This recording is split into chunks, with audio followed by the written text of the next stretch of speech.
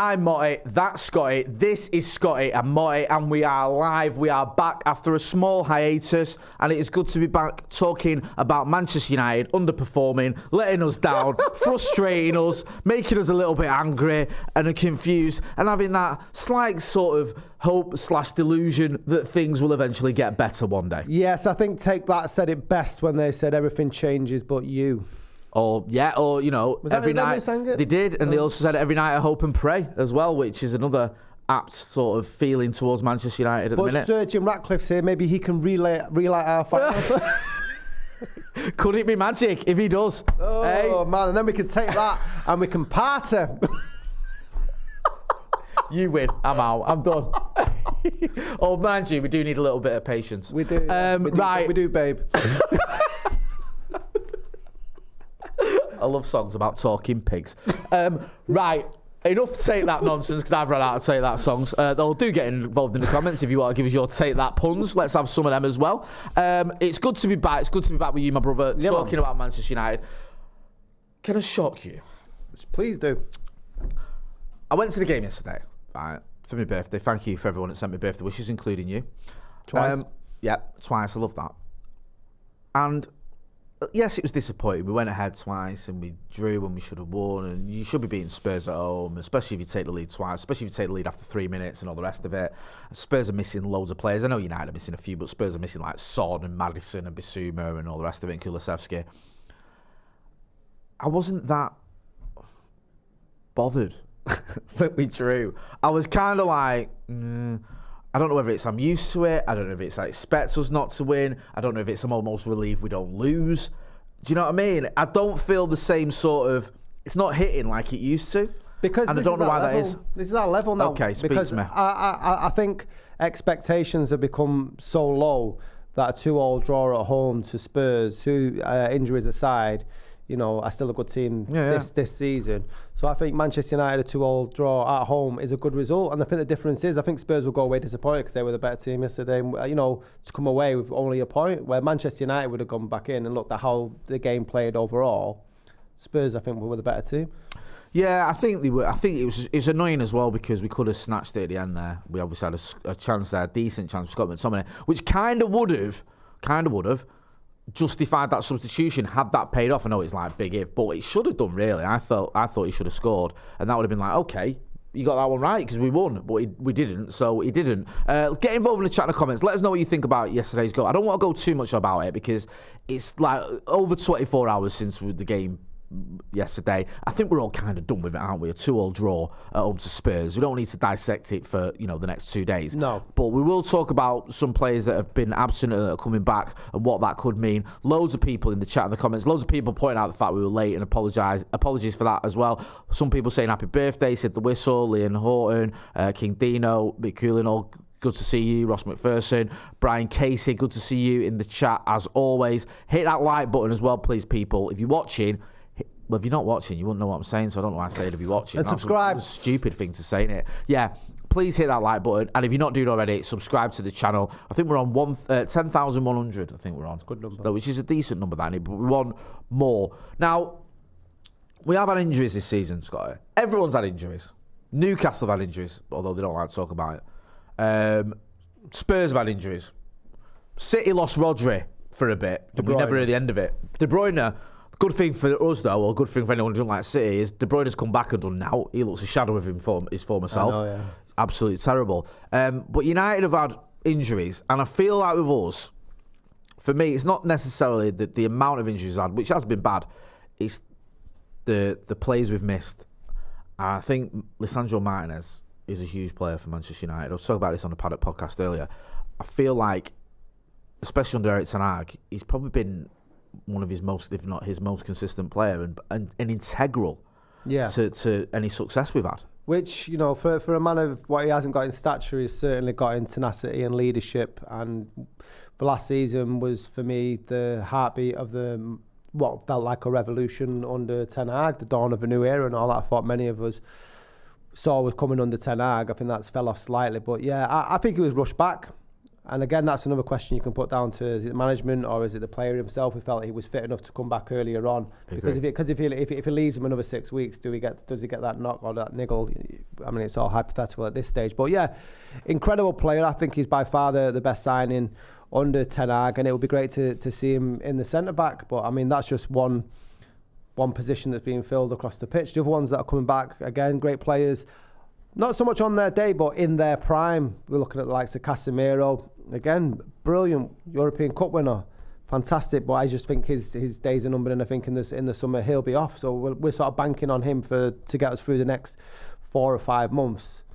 For what? An FA Cup? I mean, I know we're going to the lofty heights of Eastleigh or Newport next, so, fingers crossed we can get something. Newport. I've been to Eastleigh. Winnersh, I know some girls from Eastleigh. Taplow, Bracknell.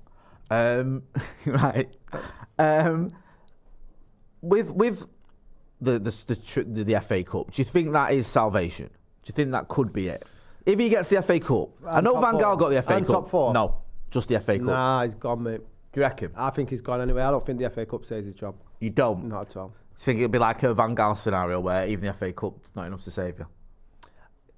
I know it's different circumstances, because we all know as soon as Jose Mourinho was available, we wanted Jose Mourinho, and it didn't matter. And Van Gaal at the time was going through a horrendous run of results, so they made the decision. They didn't decide the day after we won the FA Cup to bring in Jose Mourinho. It was obviously done months before. But my point is, if he doesn't get top 4, this manager's done. He's got to get top 4. He's got to get top 4 and a cup for me. Yeah. So even top 4 on its own won't be enough. No, I don't think so. For me as a fan as well, I think he's lost the majority. Maybe not the majority of fans, but it's certainly leaning towards that now. I mean, you can look at the performance against Spurs and say that it might be a good result in the context of the game, but the performances again, there's nothing about. I'm not going to sit here. I've got no reasons to defend those performances. I think the reasons to defend Ten Hag as a manager, I just can't see them anymore. I don't think he's doing anything that any other manager couldn't get. And the thing is that I don't think there's anyone that we can bring in here and now, which will mean that he'll keep his job for the meantime, which makes probably business sense. I don't think we're going to sign anyone in January. And I think in the summer, obviously we've got like Blanc and so on, so coming in upstairs. Jean-Claude Blanc. Who might be making the decisions on who comes in.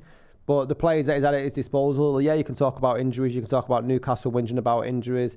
You can say City and Liverpool, Spurs. Everybody, a lot of teams this season have had a lot of bad injuries. Arsenal are another one. When they're playing, I've seen better football from them teams with Leicester starting 11s, lesser than their strongest starting 11. I have not seen that for Manchester. Where are we January? How many games in the league have we had? Is it 20, 21, something like that? Tell me an amazing performance that we've had in the league this season. I don't think there's. I think the only thing What's I can highlight? say. What's been the I think I would say for me, you're looking for a highlight, so I've got to give you one. Yeah. I'm not saying it's been a wonderful season, because it hasn't. It's been woeful. I think the second half against Everton was very good. That Garnacho scissor kick was the highlight of the season so far, and probably will remain that at the end of the year. That'll be the one thing that we look back on this season as being. Rashford's earning 350 grand a week, 400 grand a week. I mean, I don't care how much he gets paid. It's not mine at the end of the day. But I know that he bagged 30 goals in all competitions last year, near enough. And he scored his second one, or his first goal since May in the league. At Old Trafford.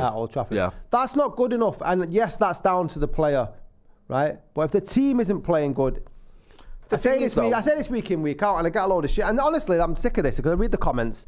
And if you don't like what I'm saying, it's my opinion. It's not bloody gospel.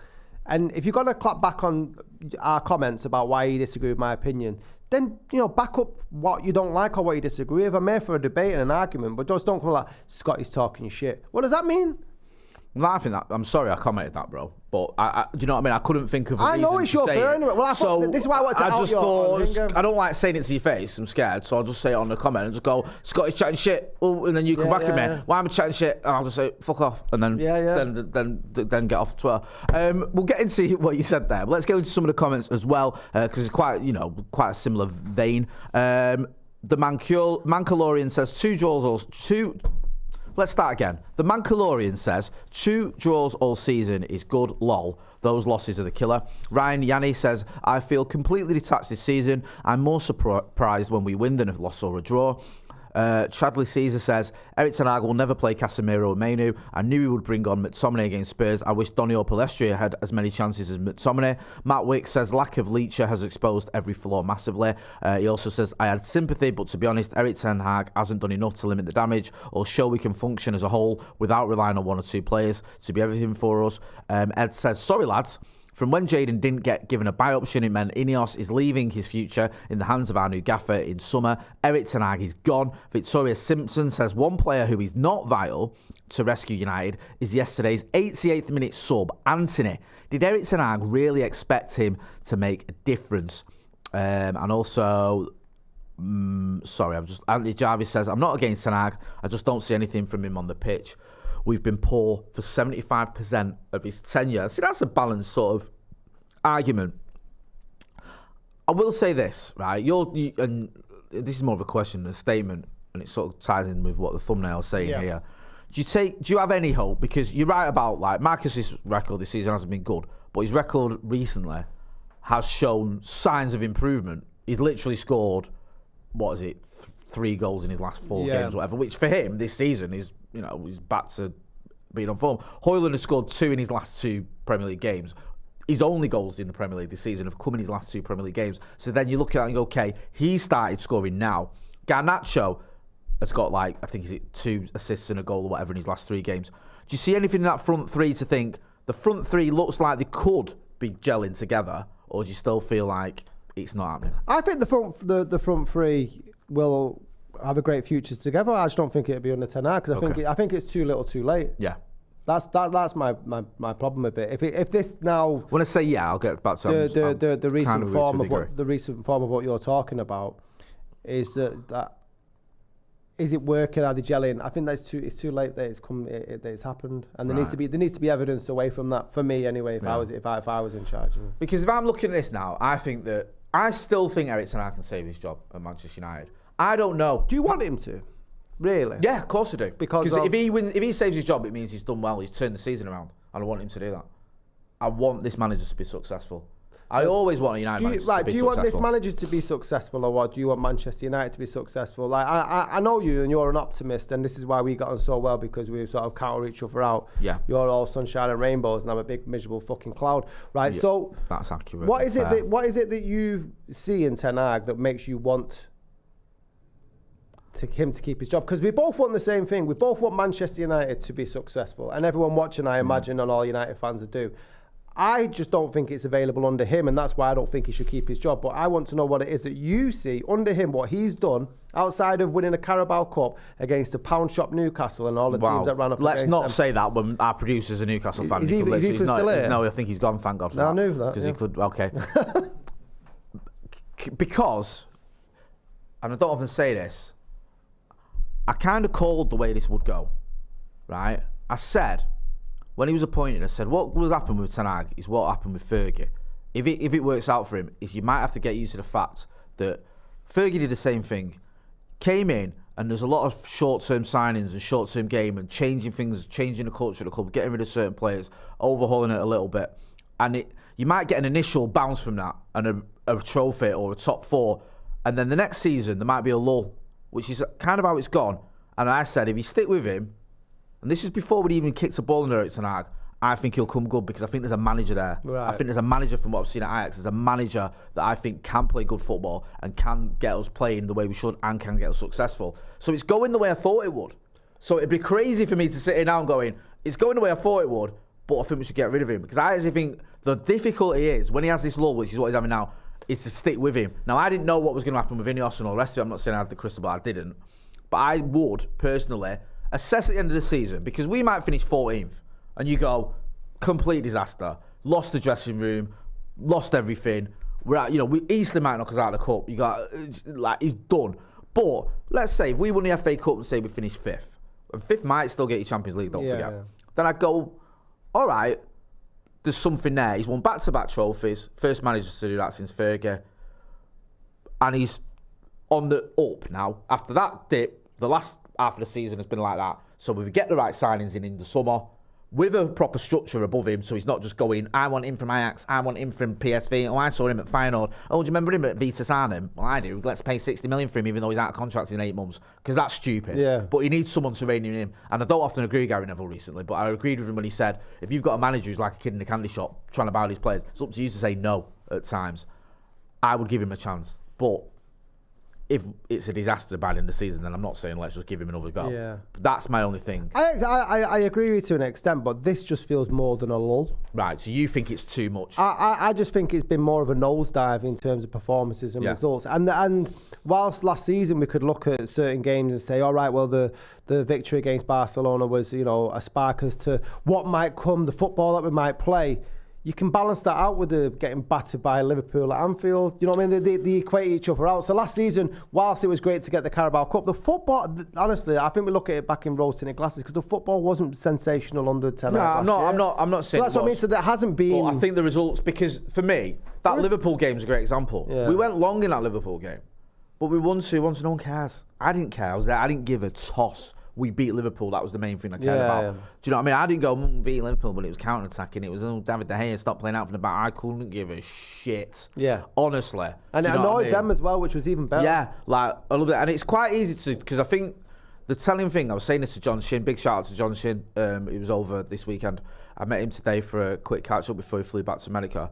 And I was saying it's quite interesting to look at last season against Spurs and this season, because last season against Spurs, I thought, was our best performance under Erik Ten Hag. You talk about good performances, that was a fantastic performance. And that 2-0 scoreline flattered them because we battered them. Hugo Lloris had one of his best games we've ever seen him have. We nullified Kane. Marcus could have had a hat-trick. I thought it was actually good saves rather than poor finishing. And we were comfortable. It was a comfortable win. The atmosphere was great. And it was just an enjoyable game to watch. I remember stood there going, this is mint. Love this. Now you go a year on, or whatever it is. They've got a new manager in. They're playing great football. They've got all that positivity. We're stuck in 7th, whatever it is, questioning the manager, looking at the signings that he's made. Anthony came on and got booed, I think, by a certain section of the fan base. It's not great when you compare it. Yeah. But I still feel like if this manager can show me enough towards the end of the season, I would give him another season. Would it depend on who's available? Yeah. I think that's fair, because I could have understood it if Van Gaal would have kept his job at the end of that season after winning the FA Cup. If he'd have gone, and me and you both remember the Van Gaal era as being, it made you want to gouge your own eyeballs out and use them as earplugs. The football was that horrendous.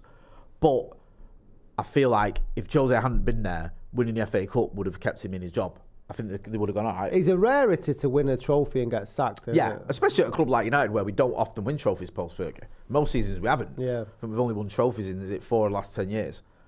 But because Jose was right there, and Woodward obviously wanted Jose as soon as he was available, you knew, didn't you? You knew. Like when we lost to, I think was it Norwich at home, whatever it was, and we lost to Bournemouth and we lost to Stoke as well. December, wasn't it? Yeah, we had that horrible. Everyone knew, and there was a lot of clamour for Jose, and it was like I remember me and Howson for Full-Time Devils as it was then, and it's the only time I've ever done this in my entire YouTube career.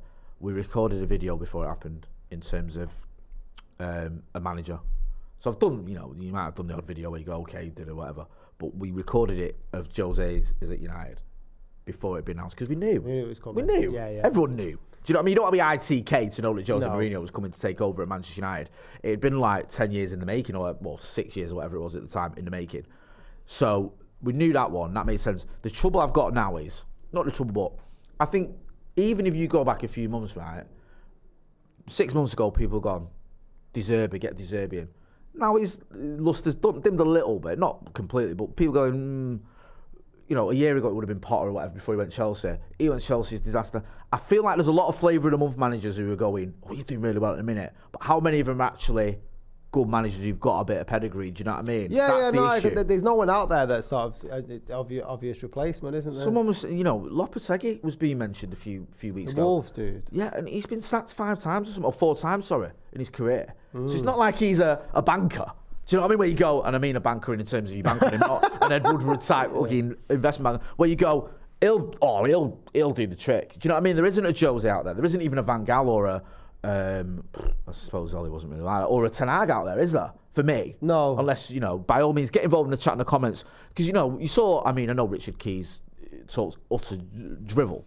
And he was like, Alonso. Now, for starters, Alonso won't come here, and we won't get him because he's a former Liverpool player, but because he's doing so well at Leverkusen. But there's an element of he's flavour of the month at the minute, and he's doing well at the minute. Now, if Leverkusen win the Bundesliga, then you can go, there's something in that. Like when Klopp did better than expected under Dortmund and stuff. Like, there has to be some sort of end product rather than it be sort of manager of the month tackle. And a lot of it is because it's these clubs that are outside of the top 4 that are punching above their presumed weight, isn't it? Do you know what I mean? Yeah. And I think that's how sort of the fluidity of football at the moment as well. This is the thing, right? Because the weird thing is as well, it's knowing that manager who can take that step up from a club. Because almost every club in the world isn't as big as United. No. Like almost, obviously. There's probably like Real Madrid and Barca maybe. Yeah. I'd say every other club is a little bit smaller than us. You know, Munich's comparable, Juve's comparable. Other than that, even the Scousers is comparable. But other than that, it's a step up. You go into a bigger club. You leave a club, you come at United. So a lot of these managers, they might be all right, like Erik and Ajax. Do you think, I had this conversation all the time with people about the pressure of managing a big club. Do you think that comes like with it? I think it does. And I don't think it's just the pressure as well. I think it's all these other considerations you've got. You're going into a dressing room where you've got, and the sad thing is at United, you've probably got egos a little bit that outweigh some of their ability at the minute. But you're going in there, you've got a lot of egos you've got to deal with. Where you're coming from, say when Potter went to Chelsea, it's a great example. He's at Brighton. It's players that are either young, untested, or this is their big chance, like Casado, he's getting a big chance, or Matoma or whatever, not Matoma, sorry, he's a kid. There's loads of players in at Brighton where he had young players that were just like, coming through. Or it's players who are in the twilight of their career, Danny Welbeck or whatever, do you know what I mean? Where they're enjoying the football, they're grateful, they're happy, you can work with them, there's no drama. You go to Chelsea, you've got all these superstars, these internationals. Prima donnas who kick off if they don't get picked, who don't like it if you give them a bollocking, who aren't going to listen to every bit of instruction you give him. And he struggled to deal with that, didn't he? And I think that's the problem you get if you're getting a manager from like a sort of a smaller club, is can they come in and handle the egos and the pressure? In answer to your question, I think there is more pressure at United. And there's still, the United are in that weird thing as well where we're not very good and we haven't won out big trophy for 10 years, but the expectation's still there. Yeah, and we're still number one for sort of sources of stories. Yeah, whatever radio station or newspaper, Manchester United will be the first focal point to, can we put any clickbait out about this? Because it's mad as well. You look at the table now, right? And you go down the table and you look at the managers at the clubs. In first place is Liverpool, right? So Jurgen Klopp ain't ever living Liverpool. Let's forget that. Pep's not leaving City in second. Emery at Villa in third. Could you get Unai Emery to leave Villa and come to United? Would he do that? And would you want him? I don't know if I'd want him. I think he'd do it. See, there's nothing. Would you want him? Good manager, success. Yeah. Didn't really work out for him at Arsenal. Would that? We were talking about the last time we were on though. He is probably them top 3 there are probably the most successful managers in the league in terms of trophies won, isn't it? Because he's won the Europa League a couple of times. Yeah, I think he's won a couple with two different and I think clubs. he won trophies at PSG. Won trophies. Yeah. Arsenal Arteta. Nah. See, do you know what I mean? And he won't come, but I won't have him anyway. No. I want Postecoglou isn't a bad shot. Postecoglou, maybe you could get him. Maybe you could try and sense, but I doubt it. Yeah. And I doubt you could. I doubt he'd want to leave Spurs, and I doubt United would go all out to try and get him. No. Because I don't think his CV is that amazing. Where you go, even though he's doing a good job at Spurs, where you go, we've got to try and get. It's still flavour of the month with him. Yeah, isn't it? He's done well at Celtic, but everyone does well at Celtic. He did well with the Australian team, but it's not like he won the World Cup with them. I'm not saying he should. I know it was the Asia Cup he won. He did well, but it's different from going from winning the league at Celtic to be expected to try and win the league at United. Yeah, I think a lot of depend on how he did. West Ham. I don't know. I've heard about this David Moyes guy. Yeah, he could be the one. You reckon? Longevity. Give him a 6-year deal. So. Bring in Fellaini. He could be the chosen one. He could be the chosen one. Think about that one. Brighton, De Zerbi. They're doing all right, but I feel like they're doing all right. They're doing worse than last season. Yeah, it feels like they're not being raved about as much as they were last year. It just feels a bit like they're good. Yeah, but I think the expectation has increased with Brighton now, where people are going. So Brighton at 8th ain't the amazing result it was. Do you feel the pressure level of Brighton then as I think the expectation was because the cup semi-final, close to pushing top 4 last year. Yeah. Here's a question for you. I know you're going through them all, but Pochettino was one of the names that were mentioned alongside Ten Hag for the United job. Now, I'll hold my hands up. I said I'd prefer Poch over Ten Hag. I don't think either of them have sort of covered themselves in glory. But what's the bigger job here or the bigger mess at Chelsea and United? It seem very similar situations. One that's had a shed load of money like spent. You talk about Eagles and stuff. The amount of money that's been spent and 6-year, 9-year, 12-year contracts or whatever there is at Stamford Bridge and Manchester United. Which of them two clubs now are in the worst position? I don't mean in the league. I mean like in terms of the structure and for the future. I would say 100% Chelsea. 100%. And I'm not saying that Sir Jim Ratcliffe is the saviour of, the answer to all our problems, and Dave Brailsford and Jean-Claude Blanc and all these other people. But it seems at least like there's a strategy coming in and a structure is going to come in that's geared towards success. Yeah. It might not deliver it, but it's geared towards it. At Chelsea, I think they were just a mess. And I think that they are in deep, deep trouble because of FFP, because they've got all these players on big contracts. It looks like they're going to have to sell more players to buy. And it's like, who do you sell? Who's going to have him? How can you get a decent amount of money for him? You've overpaid for them all. Every single player you've bought, you've overpaid for. Do you know what I mean? You paid like 60-odd million for Cucurella. You paid 80 million for Mudryk. But one of them has turned out like a good player. No, there's only Cole Palmer, I think, who's been a good signing. Oh, yeah, sorry. Cole Palmer. That's it. And he ain't going to sell him. I wish they would. I'd have him. But, where's the money coming from? Who you get? Who you selling? Do you know what I mean? They're in all sorts of trouble. And I think that even if Pochettino does turn it around a bit, what is he going to do with him? Is he going to get him challenging for titles again? I just don't see it happening. I honestly think Chelsea's sort of time in the sun is over.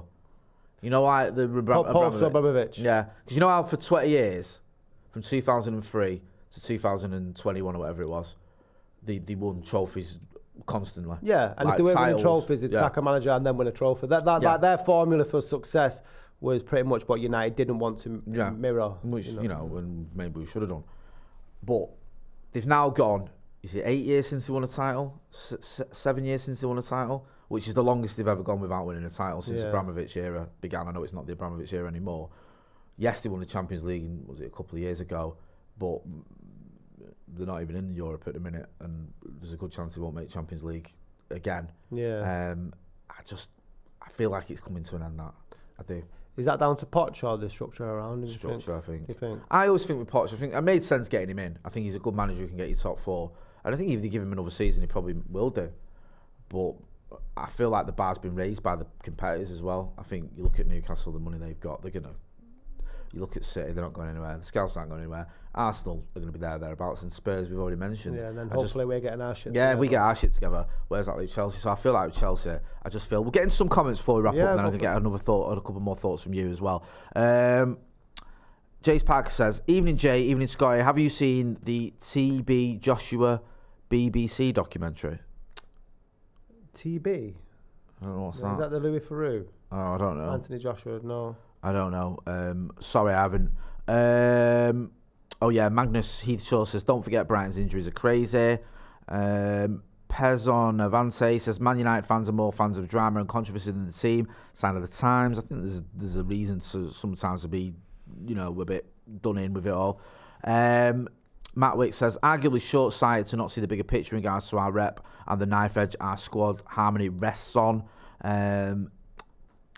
Loads of people saying, Miles says, impatience and short-sightedness will lead us down the same side streets and alleys we've been kicking around in the last 10 years. Yeah, we need to change just this cycle, don't we?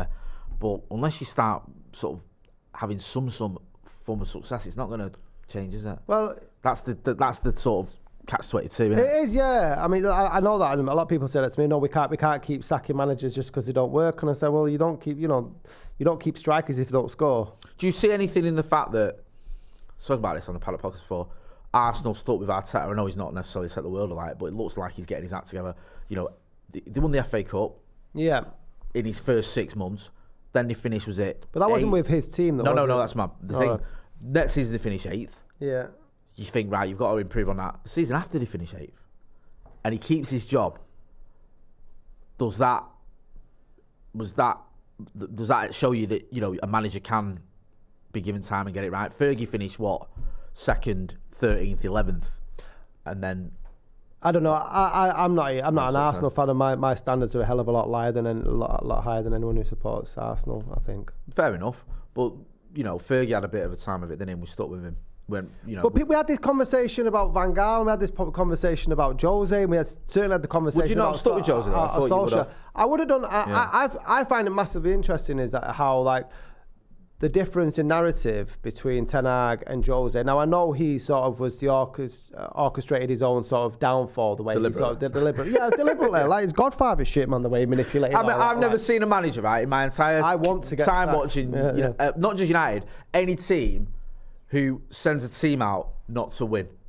Who I think, when they looks like they're not going to lose, changes it so they do to prove a point. But was that? I mean, taking off your Manchester United love. Wasn't that brilliant? He knew that he was never going to be able to run that team the way he wanted to. He knew that the Glazers were never going to support him. He also knew if he got sacked, man's making a lot of money, right? No, I'm like, fuck yeah, just not for me because I'm a United fan. It's like set fire to it and walk off into the sunset. Like I had to, we sat there and we watched Anthony Martial tearing Chelsea apart. So he took him off. Can you imagine Jose inside going mad like, what? So he can get off. What are you doing? We watched Victor Lindelof and Scott McTominay in defence against West Ham. And he took Lindelof off and left McTominay in there. Like, we had to watch this shit. Right, but my point is that... No, I get you. But during that time... A lot of the people, especially on social media, which can be a vacuum at the best of times, were saying, Jose needs to get out, he's toxic. And no one was pointing at the fingers at the likes of Pogba or the players that weren't sort of pulling their weight underneath him or above him, the stuff the Glazers were doing. But under Ten Hag, the narrative very much is that it's the players that are letting Ten Hag down. It's the players. I think to a point, you make a point, but I think what happens is, because it becomes manager after manager after manager after manager, eventually some manager's going to get more credit because it's, when Jose was here, he was the third manager after Fergie or whatever it was. I think it was Moyes, Van Gaal, then Jose. Yeah. Now we're in the sixth manager, seventh, eighth manager after Fergie. So people stop looking at the manager after a while and go, and then also the Glazers has always been a constant, but then they go, right, it's these players. Do you know what I mean? Because you eventually you change what you're looking at. Yeah. So I think that a lot of what Jose said is true. I think there were certain players that just weren't up to it, and I definitely think he wasn't back right. We finished 19 points behind City. We gave him Freddie we didn't want, Diogo Dalot and Lee Grant. Come on. That takes the piss. The only thing I disagreed with Jose Mourinho about not wanting Fred. I'd take Fred back now. But again though, you buy Fred. We lose to Juventus. Fred's on the bench. And your manager after the game says, I looked at my bench, I had no one there. Yeah. Like, that, you can't have a football club run like that, where a manager basically tells the media, I didn't want him, who the club have just spent 50 million on. Yeah. Do you know what I mean? You can't have a manager who says, finishes 19 points behind City, says, I want Harry Maguire for 50 mil. And the club go, well, I ain't giving him, So he sabotages his own team, he spits his dummy out, and then we pay 80 million a season later. Yeah. It's so insane. This is an insane question, just to end it. I know we're going to end that. No, I'm going to go some comments before you ask your insane question. Because Brent Keenan says, can you please tell my wife that I love her with all my heart? She's called Emily Keenan, loves you guys and United, of course.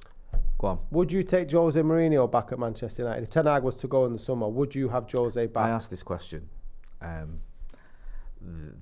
earlier today. I think I asked someone. The problem I've got with bringing him back is he did burn down the village on the way out. Yeah. So you don't invite him back in. That's.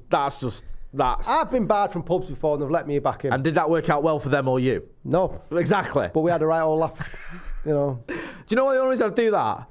I'd do it on one condition. What? You announce it at Carrington, in the training facility, in the changing rooms, and you have a camera in the changing rooms when he walks in. And I want to see the players' reaction. Can you imagine Anthony Martial's face? Imagine like some Martial, like Rashford and everyone when he walks in. And they're like, what? Yeah. And our first signing is Jesse Lingard. Yeah. We're going full 2015 or whatever. You could have him getting an axe coming through here's Johnny. Here's Jose. Listen, Scott, it's been great chatting to you. I'm going to wrap it up there. Thank you to everyone who got involved in the chat and the comments. Agony Uncles will be out later on this week as well. So make sure you are subscribing to the channel. If you're not doing as well, hit a like. That's been Scotty. I've been Motty. This has been Scotty and Motty. Thanks for watching.